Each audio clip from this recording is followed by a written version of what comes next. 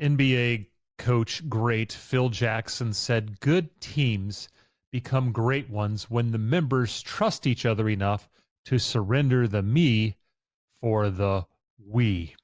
And we as leaders often push our people to become what we want them to be. But oftentimes when we do that, we don't tend to notice the discomfort that creates, and then or we don't understand the consequences that come with that level of discomfort.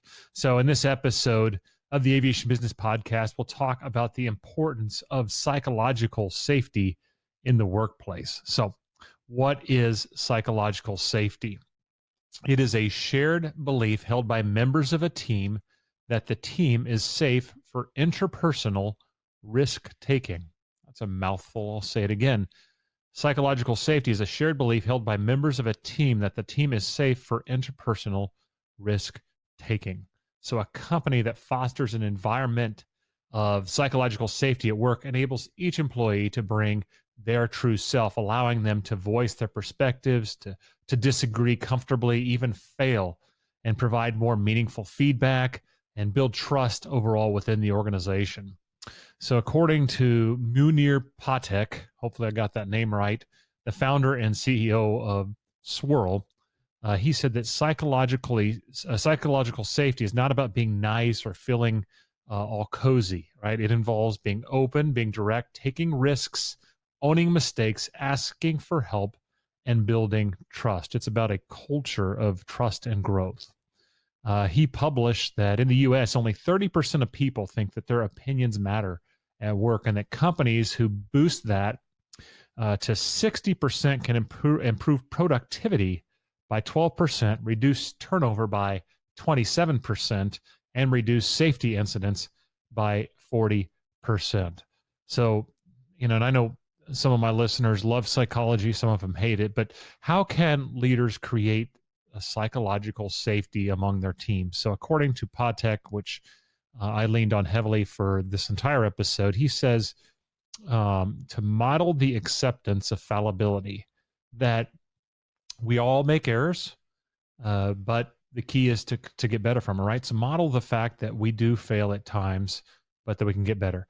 He also says, ask for input and feedback. If your team doesn't feel like they can offer their thoughts that will be received, they're not going to, and your organization or team is not going to grow. Approach conflict as a collaborator, however you want to pronounce that, not an adversary.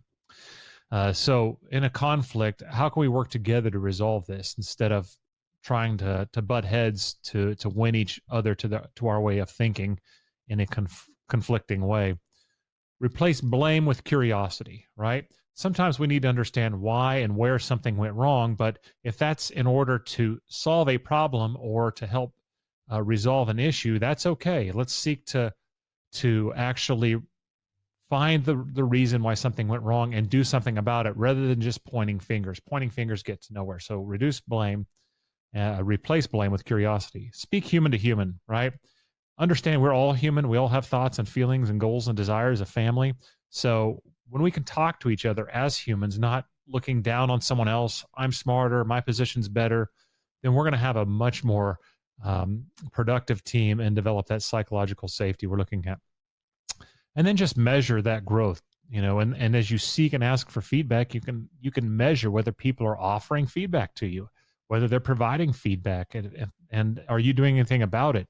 That doesn't mean you have to do everything that someone thinks is a good idea, but if they feel like they're being heard, you will see that, and you will see that by that input being offered again and again. All right, so how can you create your own psychological safety at work? Patek goes on to say, change your internal dialogue about failure, right? And adopt a learning mindset. We talk a lot on this podcast about having a growth mindset, and part of that is knowing that, we aren't at our maximum level. We can continue to grow, and our mistakes, and when we fail, it's not something we need to continue to beat ourselves up about. It's just it's an opportunity for us to grow, to say, okay, I can learn from this and not do it again next time, or I can make these changes that are going to make me even better than I was as a result of this failure. So change your internal dialogue about your own failure, adopt a learning mindset. And again, all these things, when you as a leader do these things yourself, it's going to help inspire and teach your team members to do the same thing.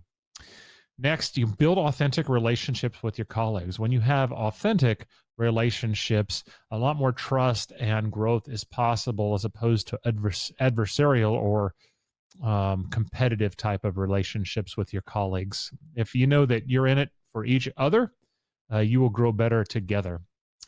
Confront tough conversations with a plan. If something has to be done, again, approach it with curiosity, speak human to human, state facts, not opinions, and seek to collaborate rather than to be adversarial. Admit your mistakes. Man, that goes to setting that tone of the acceptance of fallibility. If you admit your mistakes, your team members are more likely to do that. And in doing so, you guys can continue to grow and get better at what you do. And then lastly, again, ask for feedback. We don't know what we don't know. And leaders who refuse to ask for feedback are insecure, and they're not going to grow, and their teams aren't going to grow the way they should. So ask for feedback. Then Patek goes on to provide some information, just some key components of the power of psychological safety at work. And those include higher team performance, improved retention of your employee, and I'm going to guess your customers as well, increased innovation and creativity in your business, higher revenues, higher quality of work, and it'll be a better place to work, which goes into all those other positive benefits. Albert Einstein said this: there's been a quantum leap technologically in our age, but unless there's another quantum leap in human relations, unless we learn to live in a new way towards one another, there will be a catastrophe. And I think in this day and age, we can see what division, adversarial relationships, and blame lead to.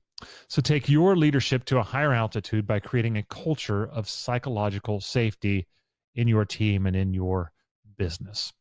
Well, here's your aviation fun fact for today. We're going to go back to March 17th of 1959, and that is when the Northrop T-38 Talon was introduced. The T-38 Talon is a two-seat twin-jet supersonic jet trainer. All according to Wikipedia, it was the world's first supersonic trainer and has also been the most reproduced. It is still in service. You will see them at airports. NASA utilize these for astronaut transport, and it's still active in several air forces. So that's your aviation fun fact for the day. Until next time, keep your wheels up and your attitude high. Thanks for listening to the Aviation Business Podcast. If you found this episode of value, please share with someone who could benefit from its content. You can stay up to date by subscribing in iTunes or your podcast player of choice. This episode is brought to you by Aris Insurance Solutions, your flight plan for navigating the turbulence in aviation insurance. To find out more, go to arisinsurance.com.